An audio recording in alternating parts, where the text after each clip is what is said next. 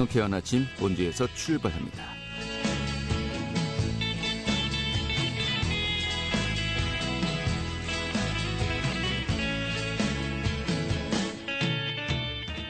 안녕하십니까. 1월 18일 월요일 아침 인사드리겠습니다. 성쾌한 아침 본주에서 출발합니다. 진행의 함께합니다. 자, 이 밤새 눈이 내렸습니다만은 또 전국 내륙 지역 앞으로 더 많은 눈이 예상되고 있습니다. 이 대설주의보가 발효 중이죠. 이런 가운데 출근 시간대 강한 눈에 집중 피했습니다만은 또 오늘 오전부터 눈발이 다시 굵어지겠다고 하네요. 오늘 오후까지 예상되는 눈의 양은 강원 영서 지역이 최고 10cm 이상 내리겠고요. 또 그 밖의 지역에서 또 3에서 8cm의 눈이 내리겠습니다. 현재 원주 지역의 기온이 영하 4도고 한낮 기온도 영하 1도로 예년 이맘때 수준을 웃돌겠습니다만은 이 퇴근길에 눈이 녹지 못하고 쌓여있는 것도 상당한 수 있겠습니다. 교통안전 유의하셔야겠습니다. 오늘 준비한 소식 살펴보도록 하죠. 요즘 배달과 택배가 굉장히 증가하면서요. 일회용품의 쓰레기가 급증하고 있습니다. 이런 가운데 원주시가 이 원주시 일회용품 줄이기 활성화 지원 조례 시행에 나선다고 하는데요. 그 내용 살펴보도록 하겠고요. 또 원주 토지문화재단이 토지문화관 창작실 입주 신청을 받고 있습니다. 그 지원 자격과 신청 방법 소개해드리겠고 또 지역 소식 준비하도록 하겠습니다. 1월 18일 월요일 성쾌한 아침 원주에서 출발하겠습니다.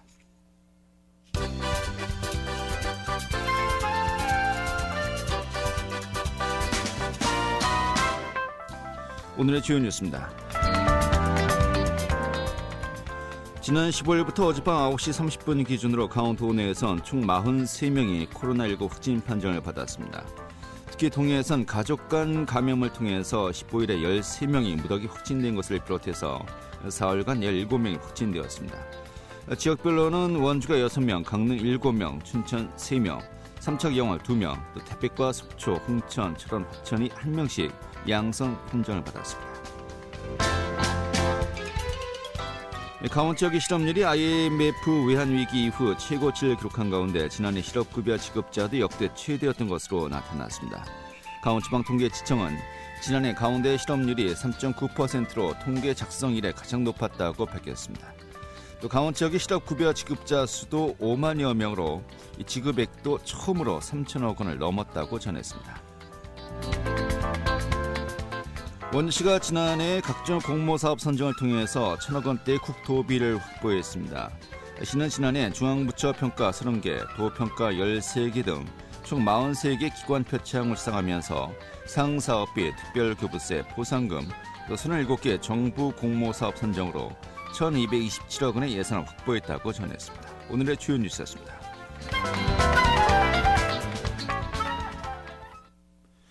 네, 코로나19가 장기화되면서 가로청소 폐기물과 사업장 폐기물은 줄었다고 합니다. 반면에 가정쓰레기 등 일회용품이 증가하면서 일회용품 쓰레기의 대란 심각성도 높아지고 있다고 합니다. 굉장히 많이 급증했다고 하는데요. 이런 가운데 원주시 일회용품 줄이기 활성화 지원 조례 시행에 나선다고 합니다. 그 내용 좀 살펴보도록 하겠습니다. 더불어민주당의 조상숙 원주시 의원 연결하겠습니다. 의원님. 네, 안녕하세요. 조상숙입니다. 예, 반갑습니다.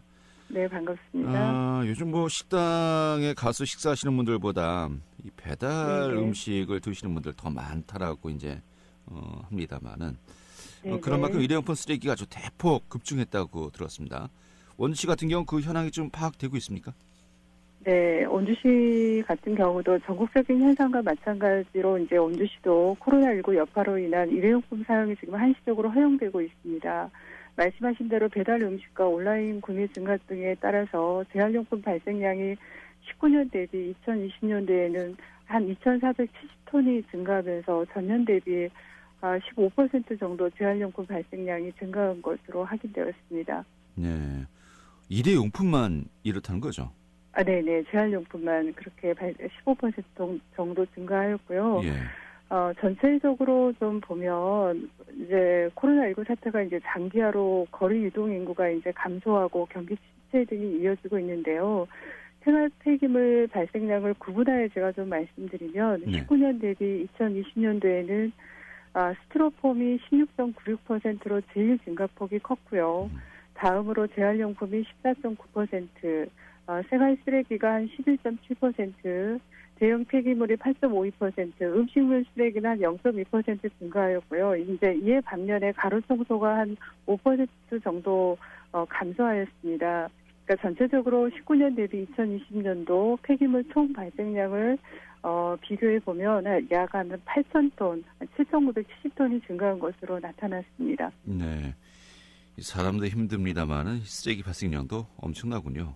네, 엄청나죠. 네네. 근데 이게 뭐 갑자기 쓰레기 어떤 처리를 위해서 인력이라든지 시설 인프라를 더 확충하지는 않았을 것 같기도 한데 네네. 이 관련 종사자분들 뭐 실제로 현황이 어떻습니까? 좀 어려움도 많을 것 같은데요.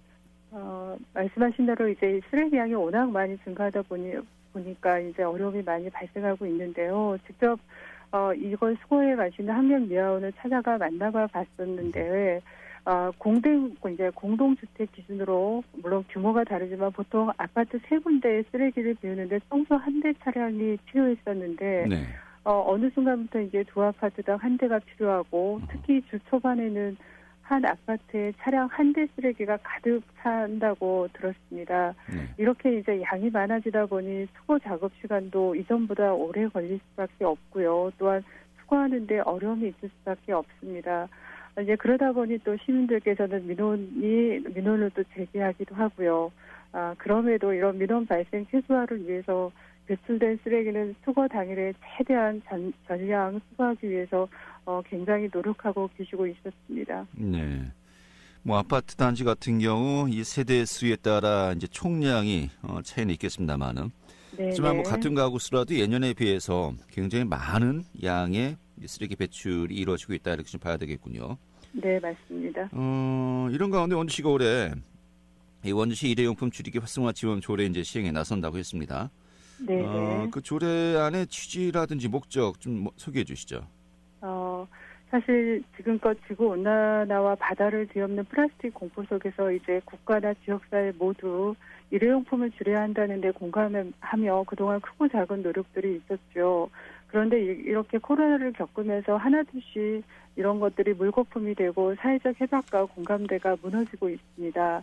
그래서 최근 이렇게 무분별하게 사용되고 있는 일회용품 사용을 줄이기 위해서 조례를 제정하게 되었고요. 네. 해당 조례는 먼저 공공기관을 대상으로 일회용품 사용을 적극적으로 좀 제한을 하고 식품 적객 업소 등 민간 업소들이 좀 자발적으로 일회용품을 사용을 줄일 수 있도록 좀 유도할 수 있게 하고요. 또 나아가서는 시민들에게는 일회용품 사용을 줄이도록 교육이나 홍보를 통해서 환경 오염 및 자원 낭비를 예방하고자 하는 주 목적이 있습니다. 네, 이 조례안이 통과가 된 겁니까 시의회에서요? 네, 통과되었습니다. 네. 작년 11월에 발의가 되었는데 언제 통과됐습니까?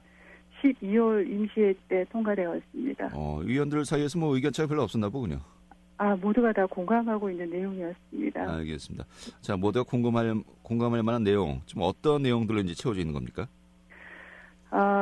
이제 조례 주요 내용들을 좀 들여다보면 공공기관에서 주최하는 행사나 회의에서는 일회용품 사용을 금지하게끔 되어 있고요. 법률에서 정해놓은 일회용품 사용 억제 및 무상 제공 금지 대상 업소들과는 협약을 통해서 좀 자발적으로 일회용품 사용을 줄일 수 있도록 하고 또 시민들에게는 일회용품 사용의 유해함에 대한 교육 제공 및 일회용품 줄이기에 대한 다양한 홍보 사업을 추진해야 한다는 내용을 담고 있습니다. 또한 코로나19 시국처럼 일회용품의 사용이 불가피하다고 인정되는 경우에는 일회용품 사용을 허용하는 조항을 넣어서 실제 상황에 좀 탄력적으로 대응할 수 있도록 규정해 놓았습니다. 네, 그렇군요. 자, 일단 공공기관이라도 먼저 선도적으로 일회용품을 좀 제한하자. 좀 이런 내용이 좀 핵심인 것 같은데. 네네. 좀 불편함이 클 것 같기도 하고요.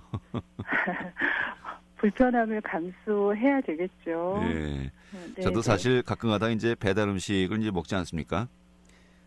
치우면서 뭐 그런 경우들 많이 있으실 것 같아요. 깜짝 놀랍니다. 이렇게 많이 나오나 하면서요.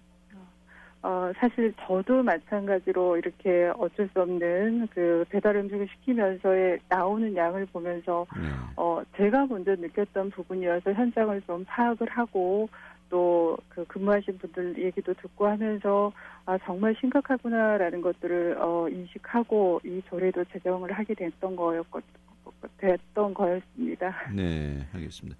정말 그 아까도 이야기했지만은 깜짝 놀라면서 이 한 가구에서만 해도 이런데 한 끼 식사에 네네. 원주시 전체로 또 대한민국 또 지구 전체로 봤을 땐 정말 어마어마하겠다라는 생각을 하게 듭니다만은 그만큼 이제 작은 그 지자체의 조례부터 우리가 좀 이 부분들 많이 또 이 규정을 좀 준수하고 함께 또 지켜야 되지 않을까 싶은데 이 결국 공공기관 같은 경우는 뭐 바로 또 시행이 가능하겠습니다만은 우리 시민들에게는 뭐 정말 강제할 수도 없는 것이겠고요. 이거 함께 또 가야 되는 거 아니겠습니까? 이런 고민들 또 어떻게 우리가 해야 될까요? 이제 구체적으로 이제 이 조례가 통과가 되었고 이제 이렇게 추진하려고 하는 계획에는 이제 공공기관의 일회용품을 좀 줄이기 위한 실천 지침서를 배부하고 이행 여부를 주기적으로 지도 점검함으로써 좀 적극적으로 제안할 계획이고요. 네. 그리고 또 민간 업체에 대한 지도 점검을 통해서 과태료를 부과하는 등 행정 조치를 좀 취할 계획입니다. 강제성은 좀 해야지만 또 시민들이 따라가는 부분도 있어서 좀 행정 조치를 좀 조치를 취할 계획이고요. 또 시민들에게는 경각심을 좀 가질 수 있도록 교육 및 홍보 자료를 제작하고 배포할 계획입니다. 네. 근데 또 딜레마가 그런 홍보물이 또 일회용품 쓰레기인 경우 많거든요. 공감합니다. 네네. 자, 아무튼 뭐 공공기관 또 좀 집단 업체 같은 경우는 이렇게 좀 여러 가지 좀 강제적인 조항들도 우리가 생각해 볼 수 있겠습니다만은 결국은 일반 가정에서의 쓰레기 배출량이 만만치 않은데 이 경제 강제 조항이 좀 한계가 있다는 것이겠고요. 우리 또 시민들 정말 함께 좀 이런 부분들 같이 고민해야 되지 않을까라는 또 근본적인 생각을 하게 됩니다. 알겠습니다. 오늘 잘 들었고요. 좀 이제 여러 가지 추진하면서 좀 변화가 좀 있는지 또 변동사항이 어떤지 좀 나중에 다시 또 추후에 연결해서 저희가 말씀드리도록 하겠습니다. 오늘 고맙습니다. 네, 고맙습니다. 네, 더불어민주당의 조상숙 원주시 의원이었습니다.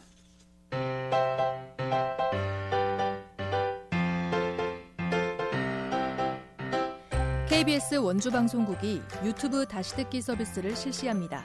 매일 아침 강원 영서남부권의 뉴스와 정보를 전해드리는 상쾌한 아침 원주에서 출발합니다는 KBS 원주라디오 유튜브 채널을 통해 다시 들을 수 있습니다.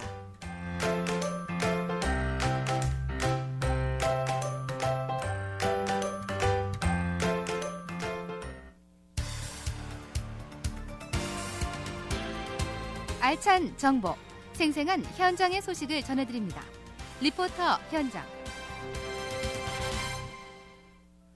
네, 토지문화관이 지난 1999년 건립했죠. 20년이 훌쩍 넘었네요. 원주시 후면에 위치해 있는데 이 토지문화관 국내 문인과 또 예술인들의 창작 활동을 지원해 왔었고요. 이달까지 또 국내 문인들 대상으로 창작실 입주 신청을 받고 있다고 합니다. 오늘 좀 소개해 드릴까 합니다. 김민주 리포터 자리했습니다. 어서 오시죠. 네, 안녕하세요. 네. 자, 토지문화관의 창작실 지원 사업 매년 진행하고 있는데 이게 구체적으로 어떤 사업이죠?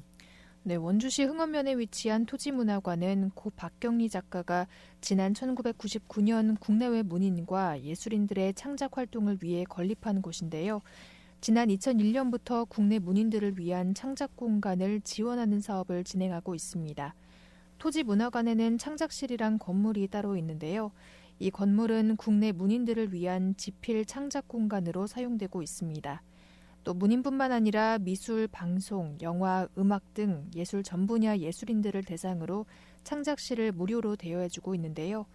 올해는 국내 문인 50여 명을 대상으로 창작실 입주 신청을 받고 있고요. 참여 희망자는 이달 말까지 재단 홈페이지에서 지원 신청서를 받아 이메일로 신청하시면 됩니다.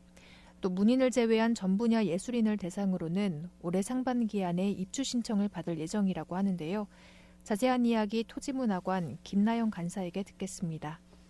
매년 비슷한 것 같아요. 한 50분에서 한 55분 그 사이 정도는 선생님들이 선정이 되시는 것 같아요. 저희 기획안과 매지사 총 합해서 15개의 창작실이 있는데요. 창작 공간은 원룸 형식으로 해서 방과 화장실, 그 안에 냉장고, 책상이라든가 침대라든가 스탠드 등등이 다 구비가 되어 있어요.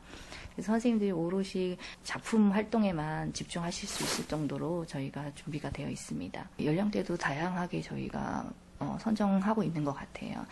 저희는 이제 원로 작가 선생님뿐만 아니라 신진 작가 선생님들까지도 아주 다양하게 저희가 선정을 하려고 노력하고 있거든요. 네, 이 창작 활동에만 매진할 수 있도록 한다는 것인데 이곳에서 또 좋은 성과를 낸 분들, 작가분들 상당히 많다면서요?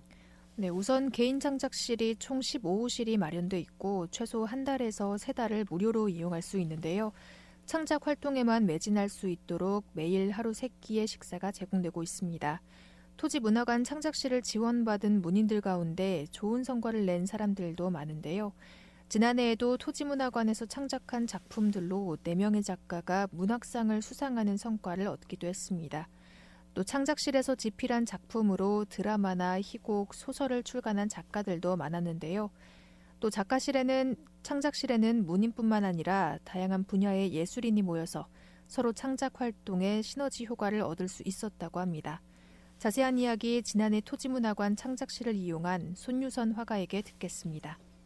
저는 굉장히 따뜻함을 느꼈어요. 이제 작가들이 외부에서 이렇게 굉장한 압박 같은 게 많이 있거든요. 근데 편안하게 오로지 이제 작업에만 집중할 수 있게 많은 배려를 해주신 거에 대해서 감사하게 생각하고 있습니다. 아마 이런 이유들 때문에 다른 곳에서도 토지문화관을 찾는 거 아닌가라는 생각이 듭니다. 제 작업실이 전망대처럼 이렇게 자연에 둘러싸여져 있는 것도 좋았고요. 언제 어디서나 그냥 제가 하고 싶을 때 바로 가서 작업할 수 있었고, 그리고 제가 도시에 있으니까 이런 자연 속에서 뭘 접해보기는 사실은 어려운 실정이거든요. 박경리 선생님께서 작가이셨기 때문에 작가들의 창작 과정을 물밑 작업 시간의 중요성을 아셨기 때문이라고 생각합니다.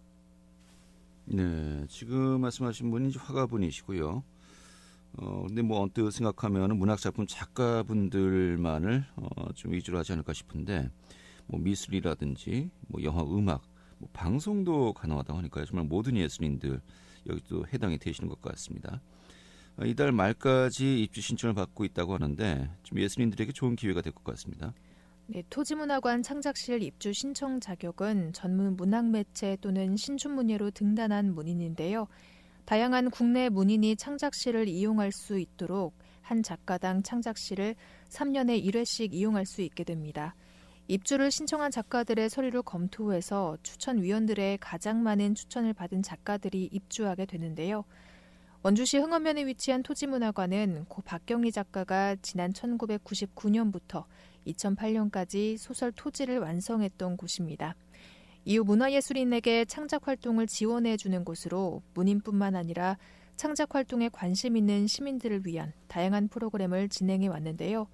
토지문화관 창작실은 오는 31일까지 온라인으로 입주 신청을 받고 있고요. 문인을 제외한 예술인은 이번 상반기 안에 입주 신청을 받을 예정이라고 합니다. 네, 그렇군요.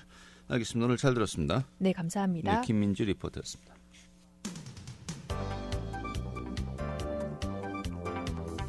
생생한 현장, 유익한 생활 정보를 전해드리겠습니다. KBS 원주라디오 상쾌한 아침 원주에서 출발합니다를 함께하고 있습니다. 네, 지금 시각이 8시 48분이고요. KBS 원주방송국의 상쾌한 아침 원주에서 출발합니다. 함께하고 계십니다. 자, 지역 내 소식 들어보도록 하겠습니다. 중앙일보의 박진호 기자 연결하도록 하죠. 여보세요? 네, 안녕하세요. 네, 반갑습니다. 네. 자, 원주시 문마그 반계리 은행나무가 있는데 이곳이 천연기념물 제167호로 지정돼 있어요. 그런데 이곳이 또 새로운 관광명소로 조성될 예정이라고요? 네, 그렇습니다. 예, 원주시 문마급 반계리 은행나무 일대가 새로운 관광명소로 조성됩니다. 예, 원주시는 40억 원을 들여 은행나무 일대 토지를 매입해 잔디광장과 은행나무 거리, 주차장 등 편의시설을 갖춘 공원을 조성할 계획인데요. 예, 올해 제1회 추경을 통해 예산을 확보하고 도시계획시설 결정 등 행정 절차를 거쳐 착공할 계획이라고 합니다. 예, 원주시는 해마다 가을이면 관광객이 몰리는 이곳에 자가용 55대와 대형버스 2대를 수용하는 주차장을 조성하고요. 길이 190m, 폭 8m의 보행자 도로를 개설해 주차장에서 은행나무까지 안전하게 걸어서 이동하도록 할 예정이라고 합니다. 또 보행자 도로 양옆에는 가로수로 은행나무를 심고요. 잔디광장은 은행나무를 중심에 둔 원형 형태로 조성이 된다고 합니다. 네. 아니, 은행나무가 도대체 얼마나 크기에 천연기념물로 지정돼 있고요. 토지까지 매입해서 또 이제 관광 명소로 조성한다는 것인지 저는 가보지 않아서 잘 실감이 안 나는데 이 크기와 수령이 어느 정도 되는 겁니까? 네, 이 은행나무는 높이 34m, 둘레 14m로 수령은 800년 이상으로 추정된다고 하는데요. 지역 신목 역할을 하는 등 민속문화 자료로 인정받아 1964년 천연기념물로 지정됐습니다. 특히 가을이면 주말과 휴일마다 관광객이 몰리면서 평소 차량으로 1분이면 통과하는 일대가 30분 이상 지체되는 등 극심한 교통 마비를 빚어왔는데요. 원주시 관계자는 은행나무를 새로운 관광 자원화에 출렁다리가 있는 간현관광지와 연계한 명소로 조성하고 지역경제 활성화를 도모할 방침이라고 말을 했습니다. 네, 높이 34m, 둘레가 14m, 어마어마한데 이 수령이 800년 이상으로 추정되고 있다고요? 네. 정말 누구 말처럼 100년도 못 살면서 욕심부린 우리 인간들, 이 천년을 바라보는 이 나무를 보면서 좀 생각할 게 많을 것 같습니다. 관심이 가네요. 저도 한번 방문해봐야 되겠습니다. 자, 그리고 2021학년도 대입 정시 모집에서요. 네. 강원도 내 4년제 대학 이제 9곳이 있는데 그중 6곳의 경쟁률이 큰 폭으로 떨어졌다고 합니다. 이게 어느 정도입니까? 네. 이번 대학 정시 모집에서 강원도 내 4년제 대학 6곳의 경쟁률이 전년보다 크게 떨어졌는데요. 비교하면 상지대는 1,317명 모집에 3,497명이 지원해 지난해 경쟁률 4.16대 1보다 감소한 2.66대 1로 집계됐습니다. 가톨릭 관동대는 993명 모집에 1,835명이 지원해 지난해 3.17대 1보다 떨어진 1.85대 1의 경쟁률을 보였고요. 경동대는 367명 모집에 1,623명이 지원해 지난해 6.6대 1보다 낮은 4.42대 1로 나타났습니다. 또 660명을 선발하는 강릉 원주대는 1,903명이 접수해 지난해 4.22대 1보다 떨어진 2.88대 1을 기록했고요. 한림대는 519명 모집에 2,113명이 지원해 지난해 5.36대 1보다 낮은 4.07대 1의 경쟁률을 보였습니다. 마지막으로 지난해 2.7대 1의 경쟁률을 보인 한라대는 최종 경쟁률을 공개하지 않을 방침이라고 합니다. 네. 이 정시 경쟁률이 이 정도면은 실제로 정원을 충족하기가 좀 힘들어졌다. 지금 이렇게 봐야 될까요? 어떻습니까? 그 부분은 좀 더 지켜봐야 할 것 같은데요. 네. 그나마 다행인 거는 반면에 이제 강원대와 그 연세대 미래캠퍼스, 춘천교대, 그다음에 한 4곳 정도는 정시 경쟁률이 전년보다 다소 오른 점인데요. 네. 546명을 뽑는 연세대 미래캠퍼스는 2,485명이 지원해 지난해 3.44대 1보다 다소 오른 4.55대 1을 기록했고요. 춘천교대는 지난해 2.11대 1보다 2.45대 1로 상승했습니다. 또 강원대는 지난해 3.38대 1에서 3.59대 1로 상승해 전국 거점 국립대 중 유일하게 경쟁률이 오른 것으로 조사됐는데요. 한 대학 관계자는 일부 인기학과의 지원자가 몰려 평균 경쟁률이 높아진 것으로 보인다며 평균 경쟁률이 미치지 못하는 학과들은 미달 사태를 보일 것으로 우려가 된다는 말도 했습니다. 네, 알겠습니다. 이게 뭐 또 올해에 이제 국한되는 현상이 아니고요. 또 계속해서 더 심화되고 좀 확산될 텐데, 지금 이 도내 대학들의 어떤 경쟁력 확보, 정말 어제 오늘의 일이 아닌 것 같기도 하고요. 좀 빨리 해법을 마련해야 될 것 같습니다. 자, 마지막 소식 살펴보도록 하죠. 이 북부지방산림청이 산림 관련 재정 지원 사업을 본격 추진하는데요. 이 지역 경제 활성화 또 일자리 창출에 상당히 도움이 될 것으로 보인다면서요. 네, 그렇습니다. 북부지방산림청이 산림 관련 재정 지원 사업을 본격적으로 추진합니다. 북부산림청은 불법 행위로부터 산림 피해를 예방하기 위해 재정 지원 일자리인 산림보호지원단 36명을 선발해 두 달에서 2월부터 10월까지 운영을 하는데요. 10개월간 운영한다고요? 네, 10개월 운영합니다. 이들은 불법 산지 전형과 임산물 채취, 입산 통제구역 내 무단 입산, 산림보호구역 내 식물자원 보호 등 불법 행위를 예방 감시하는 업무를 수행하게 된다고 합니다. 네. 이 다음 달부터 10개월이면 뭐 연말까지 운영할 예정이라고 하는 것인데 네. 좀 실제로 또 도움이 되었으면 좋겠고요. 이런 가운데 또 산림 병해충도 우리가 또 우려를 해야 되지 않겠습니까? 여기다 또 정밀 예찰, 또 적기 방지를 위해서 산림 병해충 예찰 방지단도 이제 모집을 하고 있죠. 네, 그렇습니다. 산림 병해충 예찰 방재단 72명을 모집해 운영하는데요. 2월부터 연말까지 운영되는 방재단은 각종 산림 병해충 예찰 활동과 약재를 사용한 지상 방제, 피해 고사목 제거, 소나무류 불법 이동 단속 등의 업무를 담당하게 된다고 합니다. 산림 현장 민원을 신속하게 해결하기 위해 6개 국립관리소와 함께 숲가꾸기 패트롤 7계단 30명을 운영하는데요. 신청 자격은 만 18세 이상 정기소득이 없고 기계톡과 임업기계 장비 활용이 가능해야 한다고 합니다. 숲가꾸기 패트롤은 각 관리소에서 1계단 4명에서 5명씩 운영되고요. 주택 위험목과 설해목, 풍해목 등을 제거하는 활동을 하게 된다고 합니다. 네, 알겠습니다. 여기 해당되시는 분들은 좀 관심을 가져보시면 좋을 것 같습니다. 오늘 잘 들었습니다. 네, 감사합니다. 네, 중앙일보의 박진호 기자였습니다. 자, 또 이렇게 모집되는 소식 하나 더 전해드리겠습니다. 강원도 차원에서 이달 18일부터요.